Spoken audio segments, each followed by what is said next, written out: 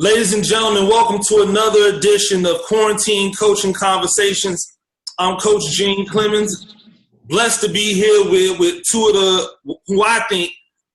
best dudes that's doing it in the business right now.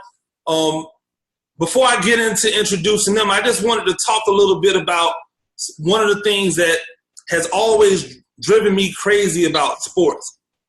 I want to say it's a top-down situation, but I don't really know. It seems as if, to me, that there's a level of loyalty and dedication that football players, that are demanded from football players, that are not demanded from anybody else in any other sport. I'll tell you what I mean.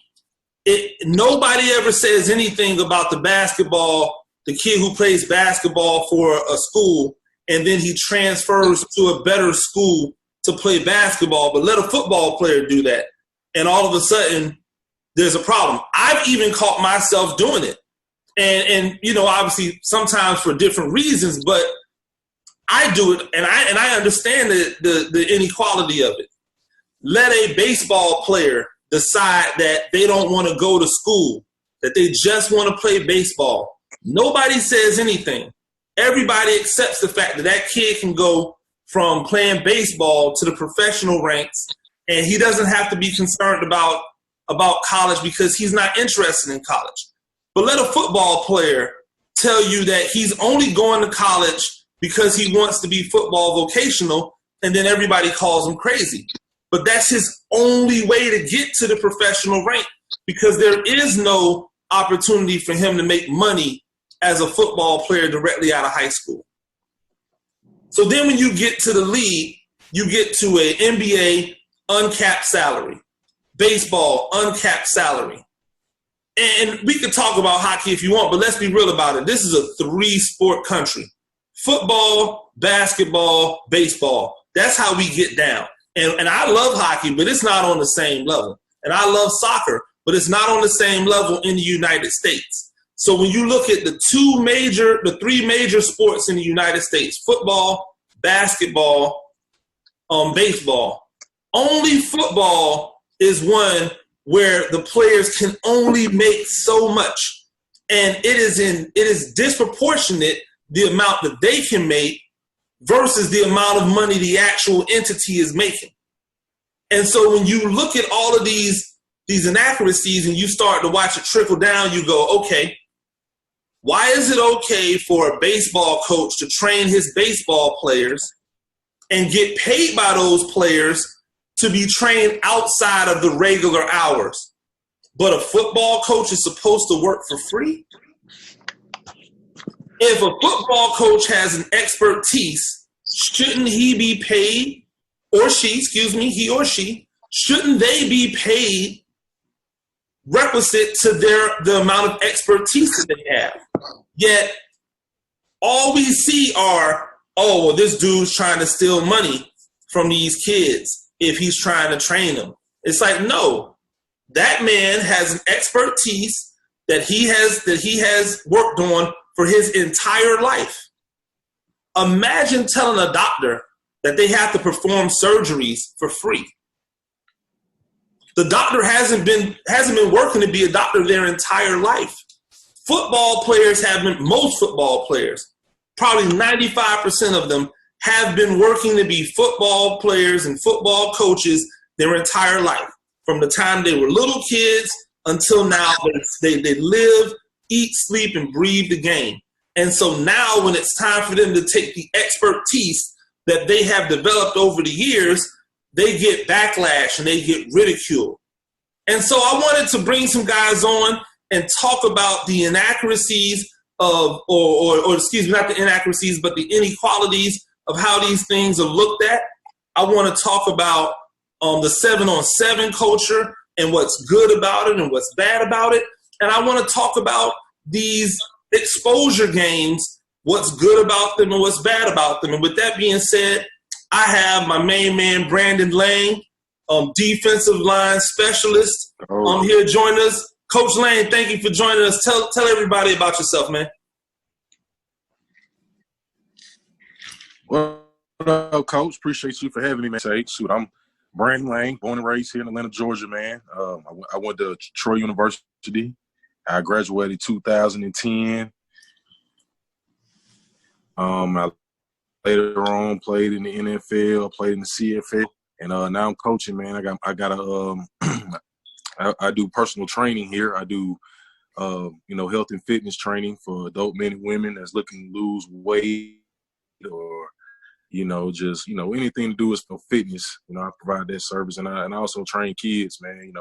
Just giving back and helping out, and just teaching the game properly, to these kids, making sure they understand football and able to translate what they learn through training on the field.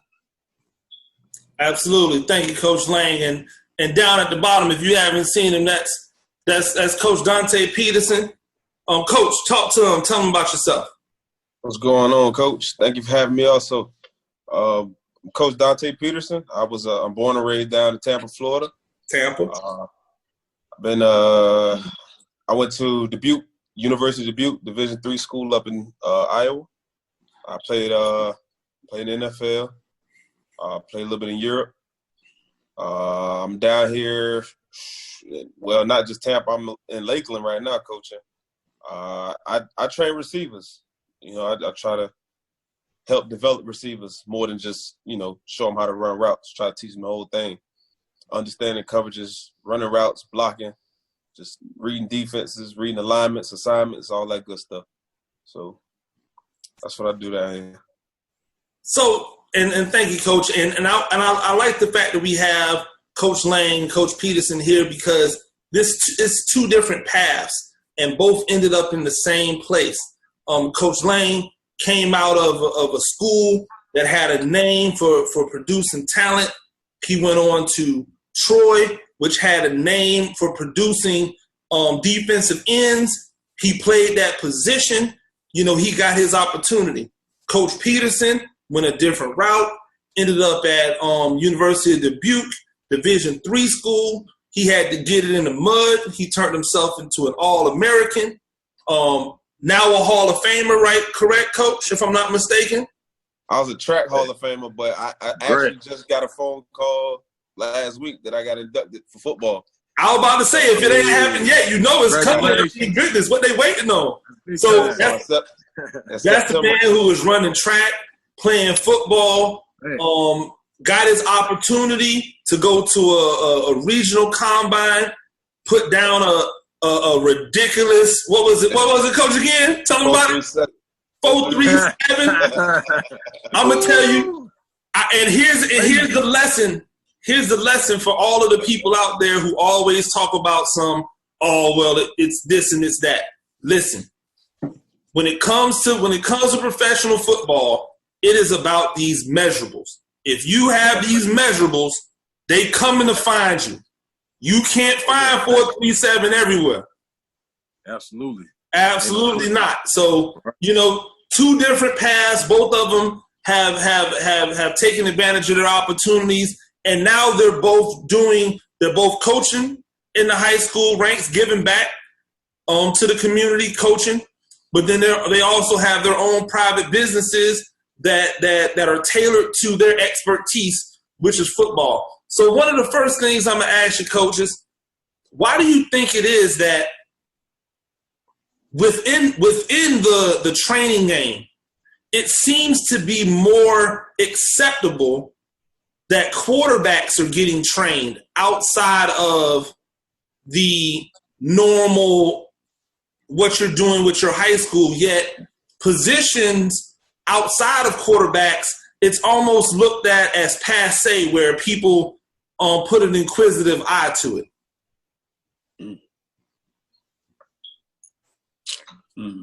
I know Coach Daunta, he an offensive guy, so I'll let him go first on that one. Well, I mean, with quarterbacks, since there's only one on the field at a time, I think people feel like, I guess that's a more important position, which it is. I think that's the hardest position to play on the field. So it's more of a mental thing, because you can have all the tools, but if you ain't got it up here, it's going to be a hard job for you. So I feel like they think quarterbacks take more development. It's going to take more time to develop a quarterback than someone who's just an athlete where you just get the ball in their hand and they can do what they do and be successful. So I feel they think maybe quarterback is worth the money to spend to get a good quarterback developed. And all the other positions, you can just have talent. You can stick some kid out there and do it. But that's not the case. It could be the case in Little League and some high schools, but if you're trying to go to the next level, like, you can't just step on the field and be the man. Like, you got to work to be the man. Because then you get to the next level and it's another one of you, but he's been trained. He knows how to read defenses. He knows how to read alignments and assignments. And you don't. But you're more athletic, but you ain't going to be worth nothing when you get on the field. So I think people feel like just because the kid's an athlete, they don't need to be trained on all that other stuff, and it's kind of looked over. Because I don't know how many times I've gotten kids who can't bend. You know, they can't sit down, and you know how hard it is to run a route if you can't bend, to create separation from somebody. Like, you run go routes all day. That'll work in Little League and some high schools, but you ain't gonna be successful on the next level.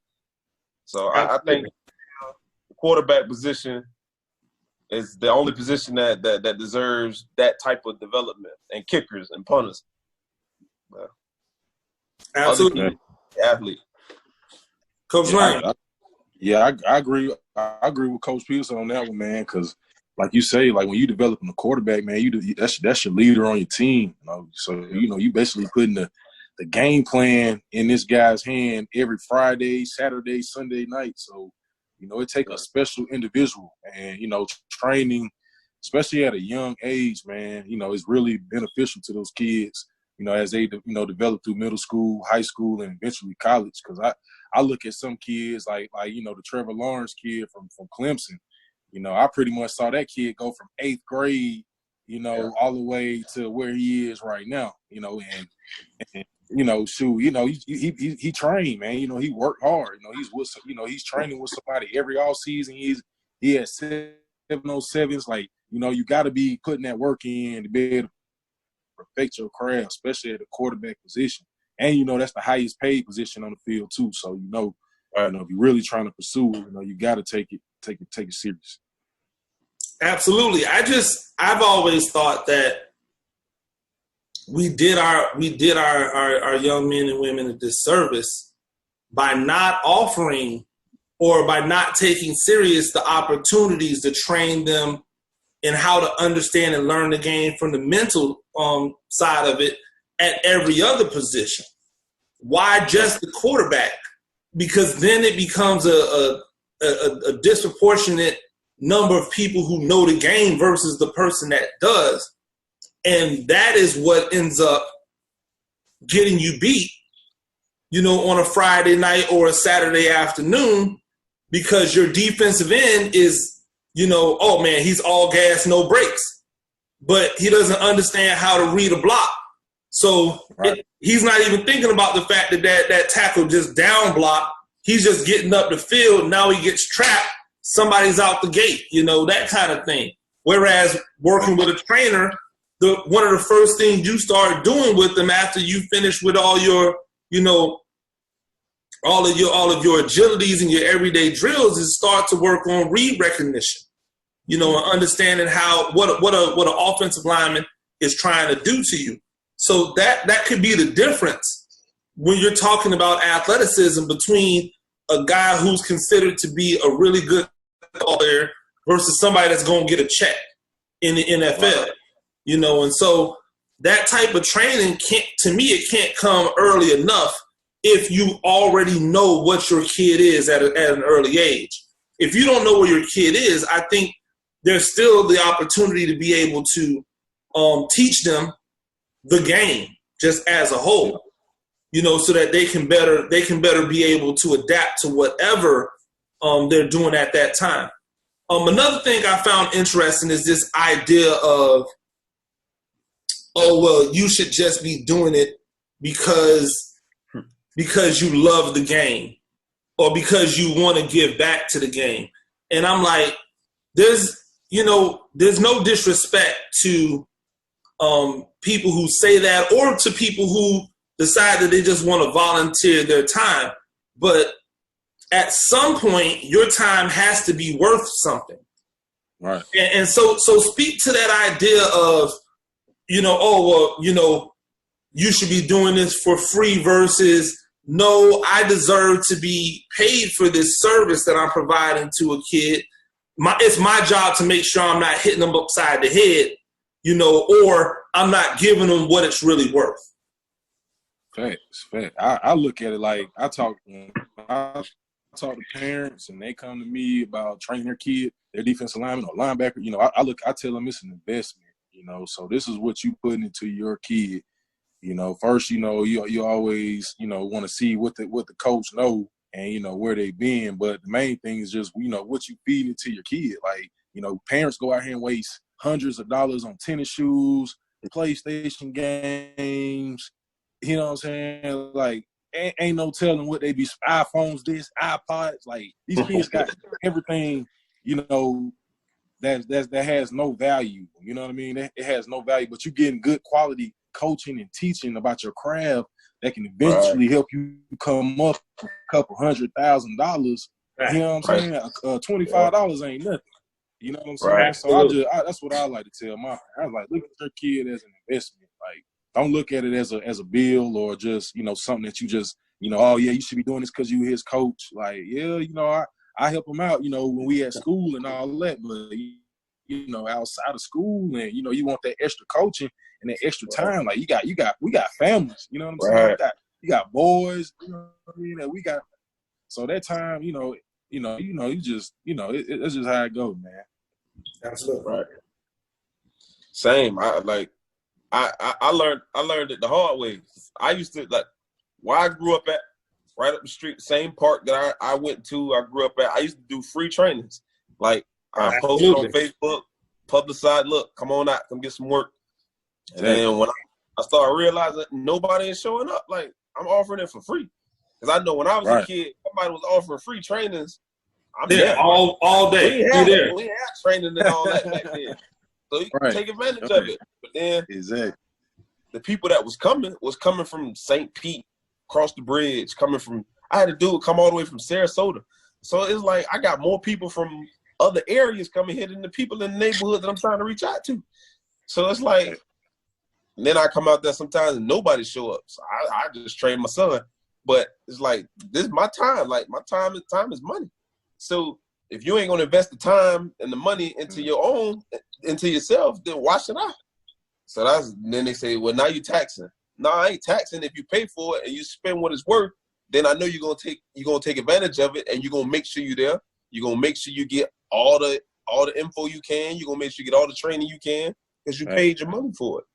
So I feel like if you really want it, you'll pay for it. That's a great point. The fact that they don't see the value when it's free, right? But once you put the price tag on it, then they go, okay, let me see what this is about. It's almost and I don't know if it's cultural. I don't know if it's cultural or not, but it's almost like when we talk about shoes or we talk about clothes. The more expensive the shoes or the clothes, or even the bottle, the more expensive the bottle, the more credence it gets, the more awareness it gets, because people want to know, why is it so expensive, or why does it cost this much money? And at the end of the day, what I look at from your perspective, from my perspective, and anybody that does this, not just the guy who's, and this isn't a diss against the guy who just volunteers, and coaches during the season and then goes back to doing whatever.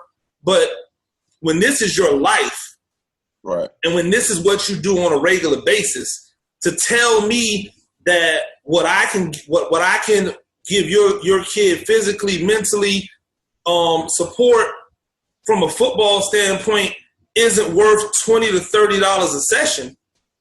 I mean, that's an insult, Right. People are paying $60 and $70 and $100 for an hour session, with a baseball trainer, or with more than that, or a volleyball session.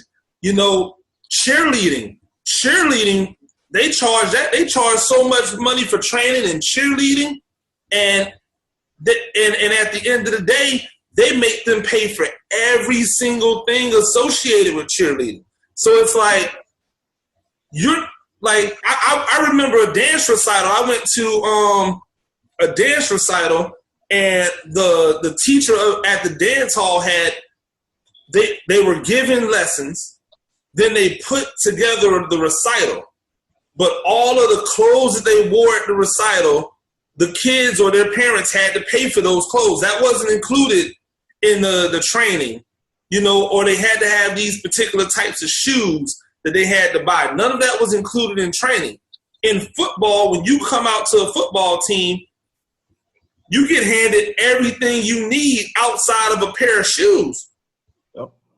So it's like you can't, like when you're looking at, hey, look, here's everything you need, and then I go, oh, well, if Timmy or Jacob wants to get some training and work specifically on their quarterback and drills, I have a little academy that I do. I run twice a week. It's $25 a session, and they go, what? You're not just going to do that for free? And it's like, no, like, this is my job. This is what I do. So why do you think it's so acceptable in other sports for coaches to be paid according to their expertise, but in football it's looked at as you're just supposed to do it?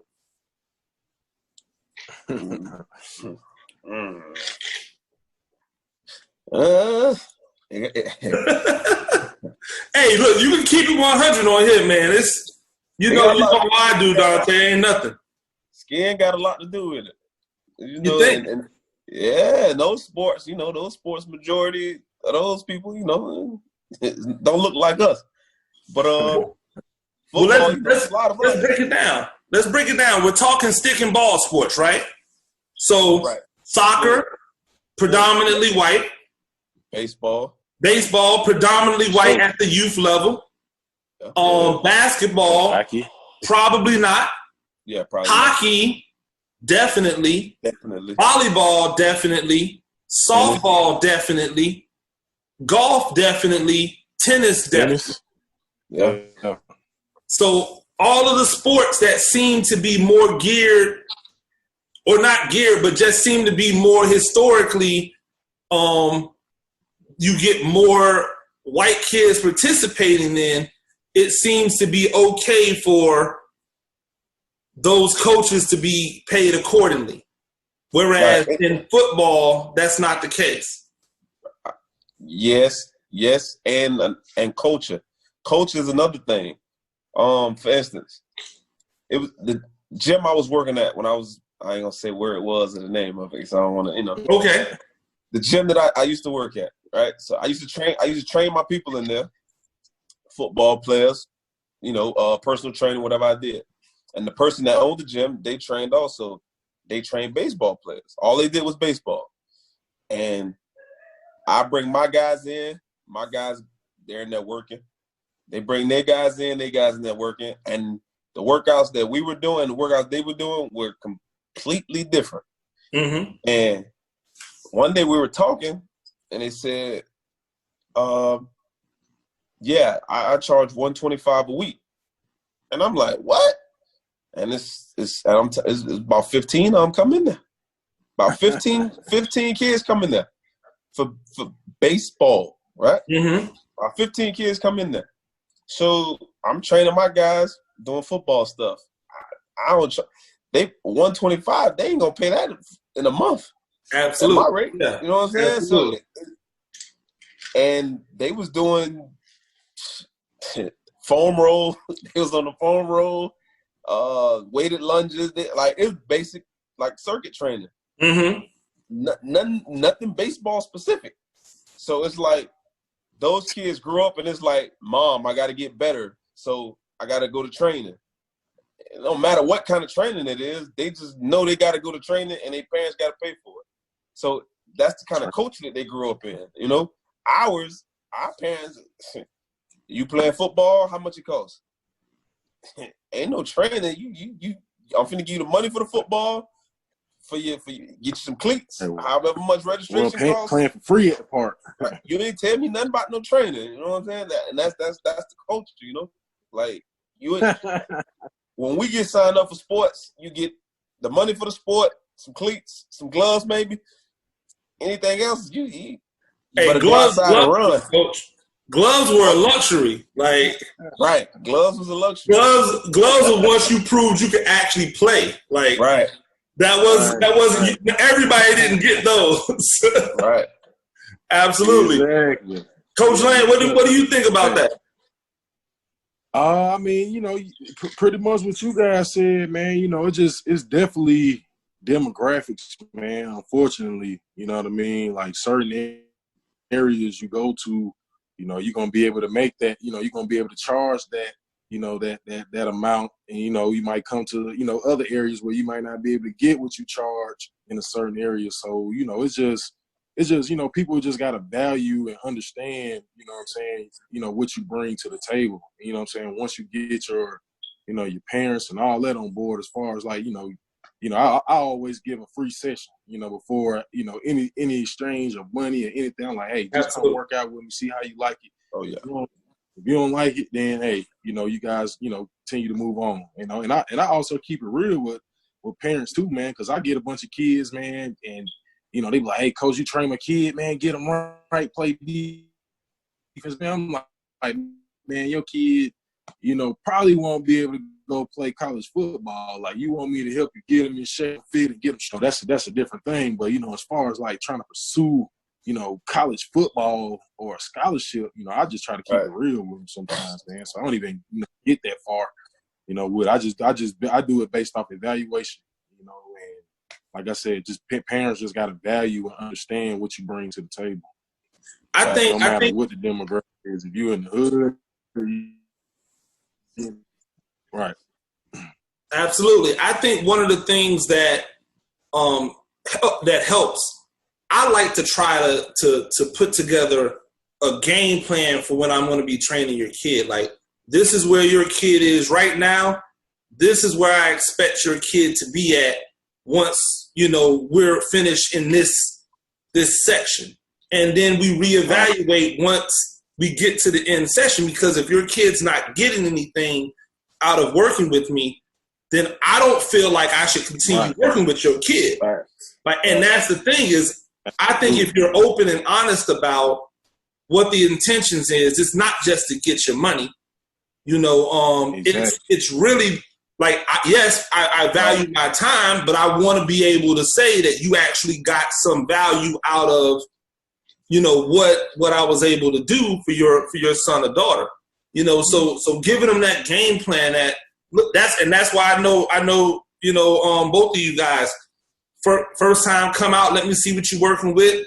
Let's see where your fitness level's at. Let's see where, you know, where your skill level's at, so that I know where to pick up from when you come to work out.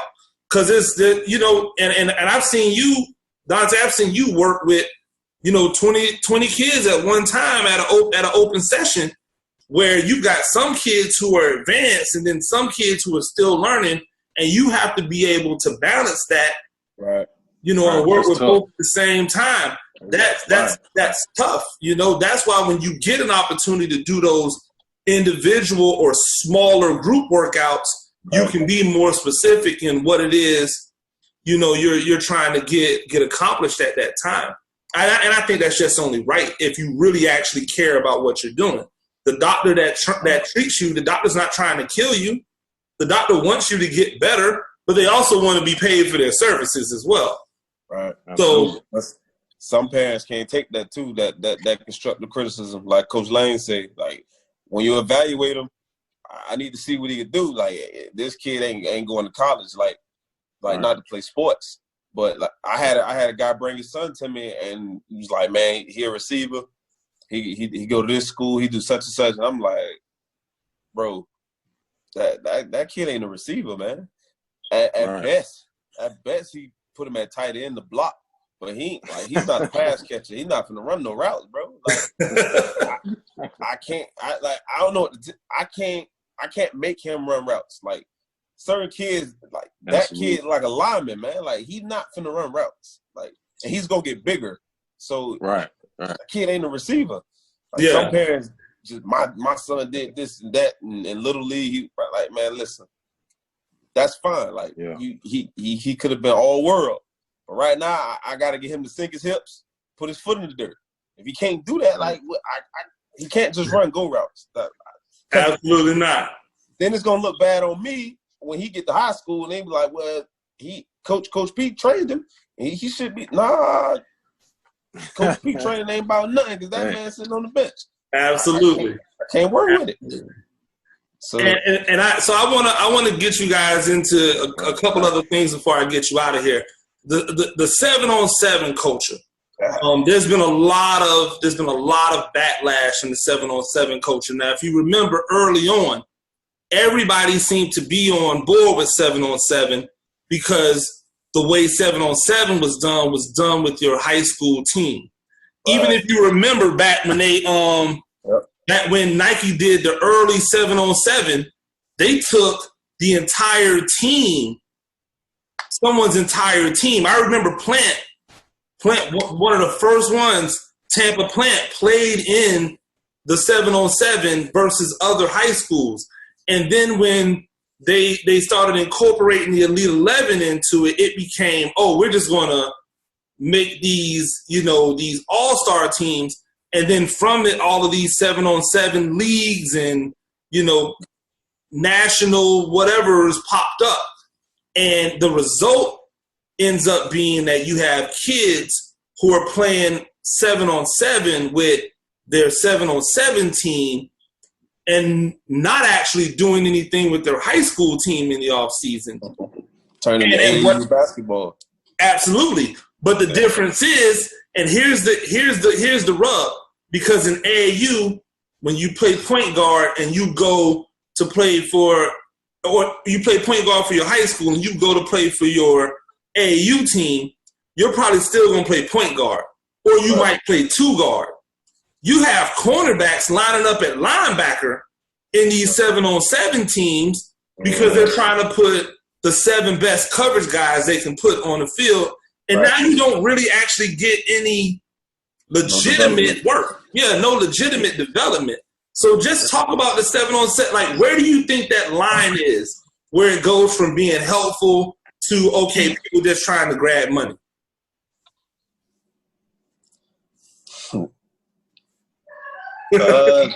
It's probably one. I'm trying to think of more, but it's probably only one area that's helpful, and that's timing with the quarterback and the receivers. And that's a great area because the way they let the DBs play, like it's like the press coverage in 7-on-7 is ridiculous. Like no pads on these guys, like they pretty much wrestling at the line of scrimmage. Mm-hmm. Right. And then and two, the receivers in 7-on-7, they run these 7-on-7 routes. I hate them, but absolutely terrible. Like that's not 11-on-11 padded football route. Like, that's to get your quarterback hit route. Right. Quarterback got 4 seconds to throw in 7-on-7. He ain't gonna have 4 seconds to throw on Fridays. Right. Like, you can't that. So it's I don't know. It's a love-hate relationship. Like at first I never even went out there. Like I just didn't go. Then I started going out there because you can't pull the kids away from 7-on-7. Mm-hmm. So it's like you might as well go out there with them, try to get them some concepts in. So I try to give them route concepts to work on and work on pretty much getting live looks, running routes. That's how I try to give it to them. And don't focus too much on the 4 seconds and run these crazy routes. Like run what we run on Fridays in 7-on-7. Because you can put your Friday night stuff in your 7-on-7. You can't take that 7-on-7 stuff to Friday. Like you're gonna be sitting by me on Fridays if you come out there with that. You can't run through the center on Friday nights. You can't. The running back can't run directly through the center. You know, you're not gonna send 5 guys out on the route every play on Friday nights. Then you get the teams that line a man up 2-3 yards outside the center. He running post and corner routes. Like come on, man. My defense ain't ready for that, man. We can't guard that. No, and they're never going to have to be ready for it because it's not real football. Right. You know, that's the thing.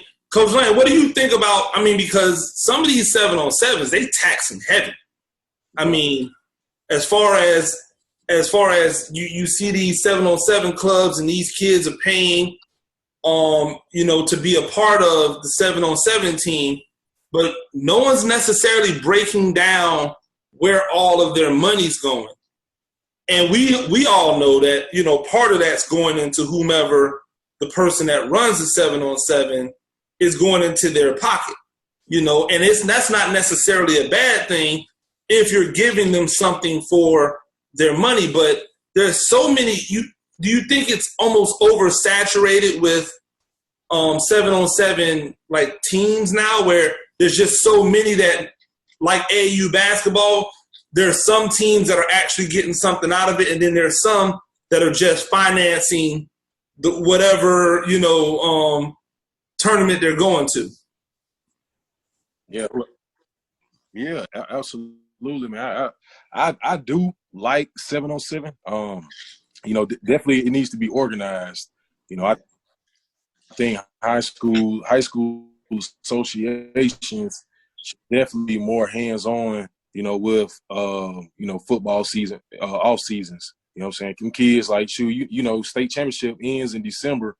You know, you might give them kids want a couple weeks off, and, you know, it's time to get right back at it. So, you know, having a good structure, a good schedule, you're not a multi-sport kid, you know, I definitely think, you know, being in an organized 7-on-7, like Coach Peter said, like, you got to be, you know, we got to be running realistic football. We got to be running real routes. Like, we got to be running stuff with my high school team, you know, that I'm going to be running on Friday nights. You know what I'm saying? It ain't going to be nothing that, you know, I mean, I'm not going to say, like, you know, different guys that start 7-on-7 knocking their hustle or anything like that.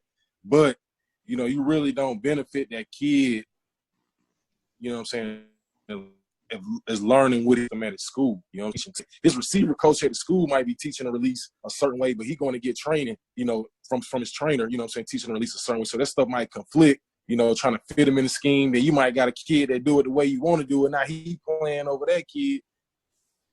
So that it's just trickled down, man. You know what I'm saying? But, you know, as far as, like, you know, the structure of the 7-on-7, man, they do need to get high schools do need to get more organized.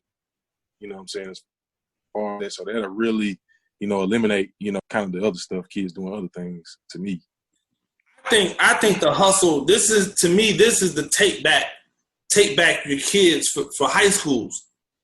Just start going to the same 7-on-7 tournaments that these club teams are going to.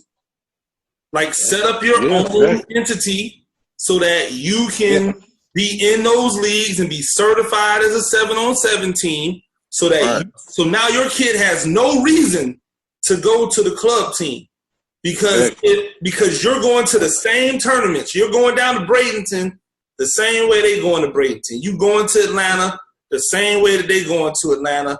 You going to Tennessee the same way they going to Tennessee. So there's no reason for them to go and play for the Pony Express Elite, you know, high flyers with the Daisy Duke shorts on. Like, there's no reason for them to go play for that team now. Now they can play for XYZ High School because XYZ High School, and now you can actually get your guys some work because your linebackers are going to get a chance to play. Like, the guys who are really getting the short end of the stick, to me, are the second-string DBs. Because if you think about it, those second-string DBs end up playing linebacker in 7-on-7. Then you wonder why they come back after a full summer of 7-on-7. They can't cover worth a damn. Right. You're like, dude, you've been playing 7-on-7 the whole summer. What's going on? And then you find out he's been playing outside linebacker the whole summer. You know, it ain't helping him out at all. Or playing receiver. Or playing receiver, right? The quarterback, I'll tell y'all a quick story. Right. I'll tell y'all a quick story. This is after Deion Kane's sophomore year. The summer of Deion Kane's sophomore year. Deion Kane on wide receiver, I believe he's with Pittsburgh right now. He was with the Colts. He got drafted by the Colts, went to Clemson.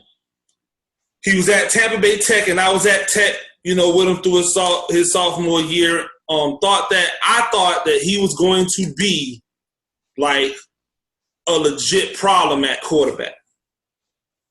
He was a 3-star quarterback at the time. He went to a 7-on-7 down him. I remember hearing the story. Coach, he's playing for one of the 7-on-7 teams. He's supposed to be a quarterback, but he's not the first quarterback. So they put him in at wide receiver. He makes a play, ball comes up, he one-hand mosses a dude, plucks the ball out of the air. The next day, he's a 4-star prospect. He goes from a 3-star quarterback to a 4-star athlete. That kid never got better at quarterback after that day. He played quarterback now. The next 2 years, he played quarterback. But he never got better at quarterback after that day. From that day on, he was a wide receiver, even though he was playing quarterback. Even though, and you can see it. And so it's like, okay, well, maybe that helped him out because, he's in the league, but it certainly didn't help his high school team out because he didn't get any better at being a quarterback. And it definitely, in my opinion, it definitely stunted his growth because he would have learned more about the game playing quarterback than he did playing wide receiver at that time. And so, there's just those things that because at any point in time, they could have converted him to a wide receiver. It wasn't like he was, it wasn't like he went back to high school, became a wide receiver, and just played wide receiver. He still played quarterback most of his time at Tech. But when he went off to college, he had to then make that transition to become a wide receiver. You know what I'm saying? So it was just like, what do? I'm going to get you guys out of here on this. The funny part about that. Go ahead.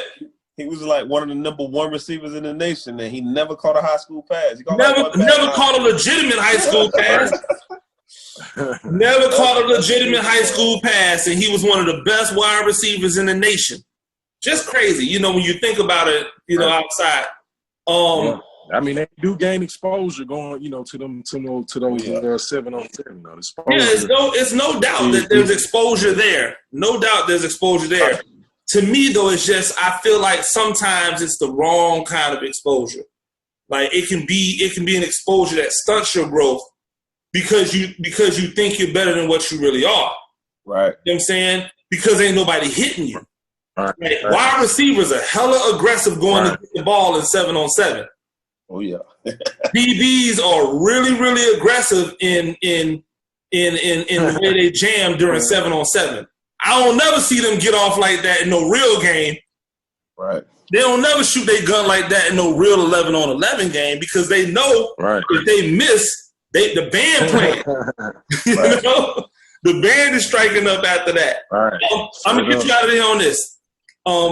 Exposure games. These all-star games postseason. In my opinion, I only believe they're valuable for seniors. I only believe I believe every other level is just another opportunity for you to get hurt outside of the season. What do y'all think? The high school, right? Yeah, high school, you know what I'm saying? Because to me, the youth league, all of that stuff is that's just, to me, I don't really see a lot of anything in there.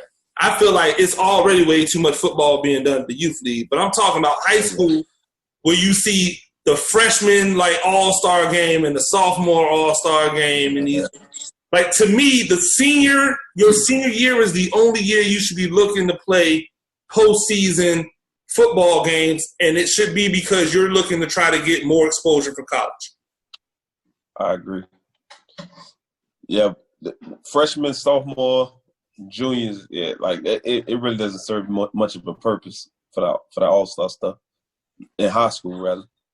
Because at that, who's gonna be at the game? Who's gonna come to that game to watch juniors, sophomores, freshmen play?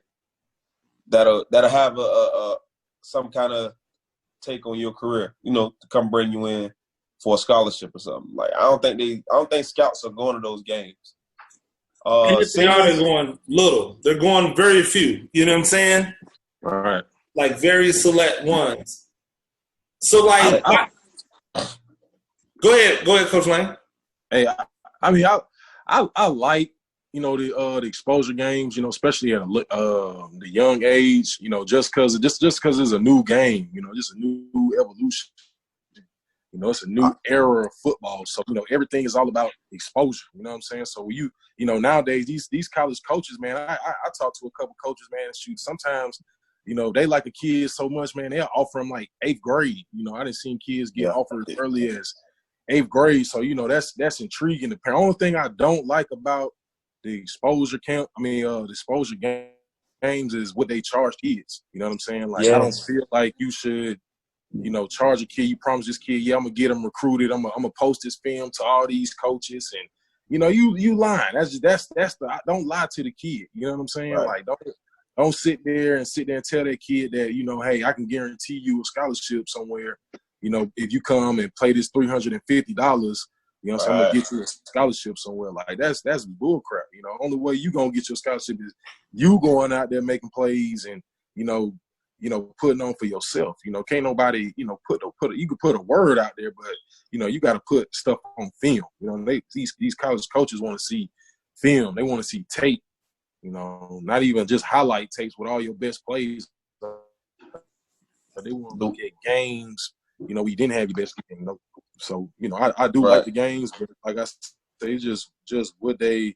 I just don't like the charging part, man. I don't really feel like you should charge. There's other ways you can raise money. You know, you got sponsors, you got all kind of stuff. You know, people be down for a movement. You know, like that. You know, Chick-fil-A or McDonald's or Walmart, like they'll be quick to, you know, sponsor an event like that. You know, helping out kids in the community. You know, maybe to a chance to go to college with the. You know, to sit here and take them and give you the college, man, I just think they just blowing smoke. Yeah. I agree with that, with the money part. Like, if you got to pay $350 to go to it, stay home. But the one thing I do like about them is the competition. So, if I feel like I'm the best receiver at this age and this grade, and then I go to this game and it's a dude in front of me, that's going to let me know if I'm really that good or if I'm just blowing smoke, because I'm going to see this guy, and absolutely, it's going to need to do one or two things. It's going to make me realize that, hey, I ain't like I thought I was, or one, I got to turn up because I got to get better, or I'm way above this dude, so I'm better than what I thought I was. Like, this dude's supposed to be all that, right? And I'm blowing him out the water. So I like the competition. Yeah, and I don't have any problem with the competition. But I feel like Coach Lane is being able to go against that competition worth you dropping $350, $400, or should you take that $350, $400 and go get you a trainer? You know what I'm saying? Like where's your money? Where's your money better spent? We talked about, we talked about this. I think I talked about this with my brother, when I had him on, we were talking about youth football. The problem exists with we don't know what some of these kids are going to be at the younger ages. Like that kid that's out there dominating and he's playing running back, that dude gets to high school, he can't get off the bench because that's just not like he either grew early and he was bigger than everybody else, or he was faster than everybody else. But then once people catch up to him, now he ain't got nowhere to go, And so it's like you got to figure out what's good. So and here's the thing my brother said, which I thought was one of the best things, and this is about kids getting recruited at early ages or getting offers. If a kid gets an offer in 8th grade, that means that the coach who offered him has to keep his job for 5 years. As we know, there's only a handful of coaches who keeping their job for 5 years that are capable of giving out like for instance, Lane Kiffin offered some 8th graders when he was at FAU. He ain't at FAU no more. You think he want them same kids now at Ole Miss? I don't know. They may not be SEC West caliber. And so now he like that offer's not going to follow him from FAU to Ole Miss. That was an FAU offer. But just because Lane Kiffin offered you in 8th grade at FAU doesn't mean that Willie Taggart has to honor that when you're in 10th grade when he's not a head coach. So now you back out there again and people were on your job, but there's nothing coming from it, you know? Like it's empty promises in my opinion. But for seniors, I think it's awesome. I think those extra games are awesome. Yeah. Like you said, just give you that extra film. You know, you might not have got that big offer. You know, during the season, you might have got put out or didn't go to the playoffs. You know what I'm saying? Just however you ended your season. You know, you might not have got as many games as you needed, but that All-Star game, you know, you put on, you know, get you prepared. I didn't seen plenty of kids, you know, come up that way, man. I'm talking about go, you know, big time, just off one game. Or even maybe not even big time. Maybe this is just your opportunity to get some college paid for. So you pay that $3. So now as a father, like as a father now, if I've got a kid, you know what? I'm gonna pay that $350 for you to go to this senior, you know, game because if this $350 can turn into an $8,000 scholarship a year, then it was worth it, right? Oh yeah. But you got to be able to show a kid something for their money. And I think y'all said it earlier. Like, what are you getting for that $350 that you get? What at $400? I mean, I've seen some of these camps $500. Yeah, man. And they're not even getting training. They just learning plays and then going out there and playing. And they done broke 500 bills to pay. Like that's crazy to me. Look, fellas, we've already blown over the time. It's been a great conversation. Coach Brandon Lane, Daunta. I always keep wanting to call you Daunta Robinson because I keep thinking about the damn DB. Daunta Peterson, Tampa's in the house. We stand up all the time. You know, we love Georgia, but you know, Tampa in the house. I appreciate you guys being with us. Ain't gonna beat the Falcons. Hey, oh no, y'all in trouble. Listen, them Falcons in trouble this year. They in trouble, and I don't even like Tom Brady. I don't even like Tom Brady, but they in trouble. Hey, Coach Lane, give everybody a social. Coach Lane, give everybody a social. How they can find you if they want to know more information about your training. Cool. Yeah, you can go follow me on Twitter at Lane Red Blacks. And you can go follow me on Instagram at Coach Lane _D1.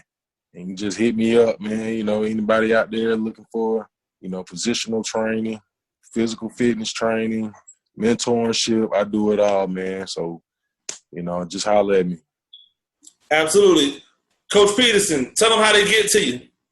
On Twitter is Daunta Peterson, DAUNTA PETERSON. On Instagram is Kumladi, KUMLAWDI. If any receivers trying to get some work, man, let me know. I get some receivers in my inbox asking me certain things. You know, just hit me up. You want to know something? Hit me up. Ask me. I'm an open book, man. Hey, the information free, man. Once you get it, though, you know, make sure you reach back. Back. You know where you can find me, ladies and gentlemen, at Gene Clemens on all platforms. Make sure you like and subscribe to the channel on Coach Gene Clemens. Stay tuned to tonight because this is actually going to drop tomorrow morning. So tonight, as it's being constituted tomorrow on Thursday, I will be live during the NFL draft. I'm going to be live for the entire draft. I have people on from all over the country that are coming in to talk about the draft picks. It's going to be really fun. It's going to be really chaotic because I've never done it before. I'm going to have an opportunity for you guys to be able to call in or chime in if you have any type of questions, or you just want to like rant about the fact that your team had a really terrible pick. So make sure that you check that out tomorrow. Have your TV on the NFL Network or ESPN. Have your computer on me on YouTube, Coach Gene Clemens. Have your phone light up so you can talk a lot of noise to your homeboys, and let's all do it together. Until next time, this has been Quarantine Coaching Conversations. I'm Coach Gene Clemens. Y'all have a good one. Yes, sir.